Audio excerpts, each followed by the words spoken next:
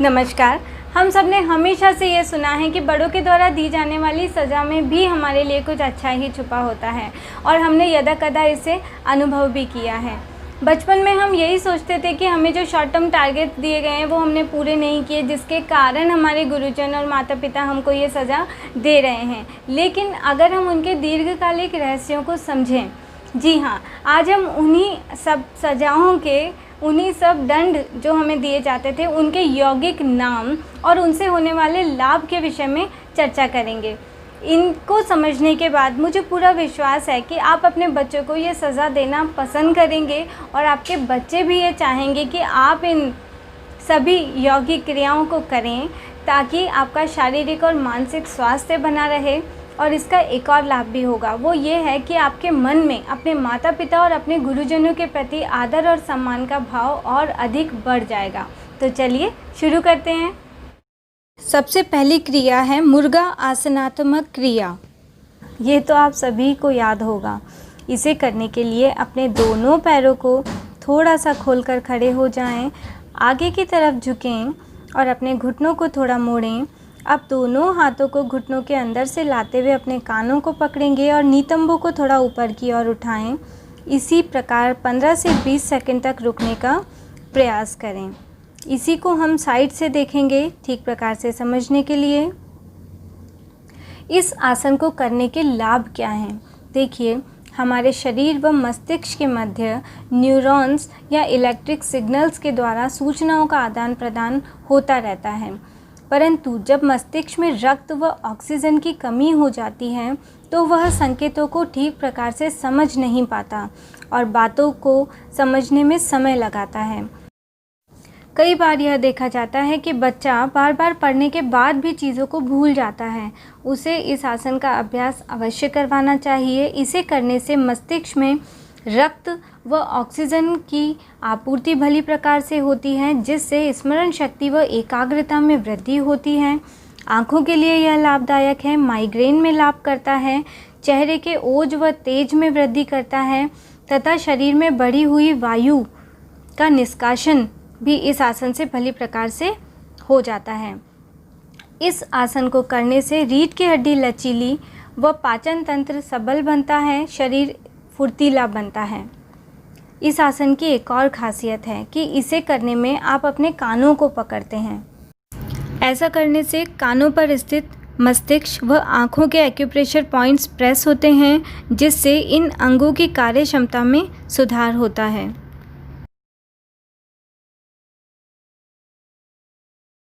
दूसरी क्रिया दंड बैठक। इसे करने के लिए सीधे खड़े हो जाएंगे। दाहिने हाथ की हथेली से बाएं कान को पकड़ें, अंगूठा सामने की तरफ रखें। बाएं हाथ की हथेली से दाहिने कान को पकड़ें, अंगूठा सामने की तरफ रखें। दोनों घुटनों को मोड़ते हुए पूरा नीचे की तरफ बैठ जाएंगे और फिर से ऊपर उठेंगे। बार बार इसी क्रम को दोहराएंगे। कितनी बार करना है? देखिए, जितनी ज़्यादा बड़ी गलती की होती थी उतनी ज़्यादा संख्या में हमें ये करने को मिलती थी।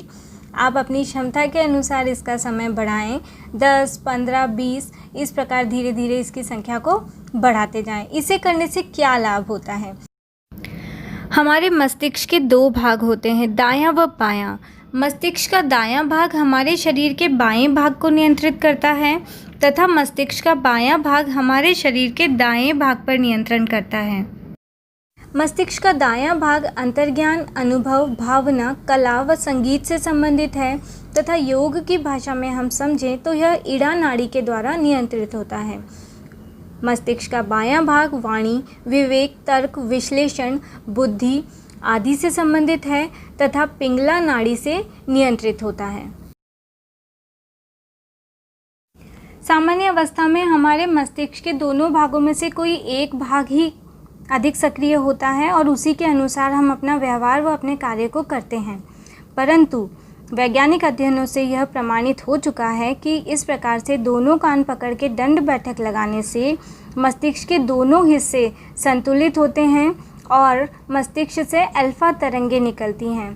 यही अल्फा तरंगें अधिकतर जो लोग ध्यान करते हैं उनके मस्तिष्क से निकलती हुई देखी जाती हैं। इन तरंगों के निकलने से हमारा शरीर शिथिल होता है तथा साथ ही मस्तिष्क आपके सोचने समझने की क्षमता का विकास होता है, एकाग्रता में वृद्धि होती है तथा हमारा मस्तिष्क किसी भी प्रकार की जानकारी को ग्रहण करने व उसे प्रचारित करने के लिए सक्रिय रहता है। इसी प्रकार इस संतुलन से हमारे शरीर व मन की अनेक व्याधियां नियंत्रित होने लगती हैं। अगला अभ्यास है इंजन दौड़। इसे करने के लिए अपने दोनों हाथों से मुट्ठी बनाएंगे। अपने लेफ्ट हैंड को कंधे की सीध में रखें तथा राइट हैंड को ऊपर की तरफ उठाएं सीधा। इसी समय अब आप अपने राइट हैंड को नीचे लाएंगे तथा लेफ्ट पैर को ऊपर की तरफ मोड़ें। लेफ्ट हैंड को नीचे लाएं, राइट लेग को ऊपर उठाएं। इसी प्रकार से इस दौड़ को कंटिन्यू करेंगे। इस प्रकार से आप कम से कम 50 कदम अवश्य दौड़ें। अगर जगह की कमी है तो आप अपने स्थान पर ही खड़े होकर दौड़ सकते हैं। थकान आने पर क्रिया को समाप्त कर दें। इस क्रिया को करने से हाथ व पैरों में मजबूती आती है, उनमें किसी भी प्रकार का दर्द हो वह दूर होता है।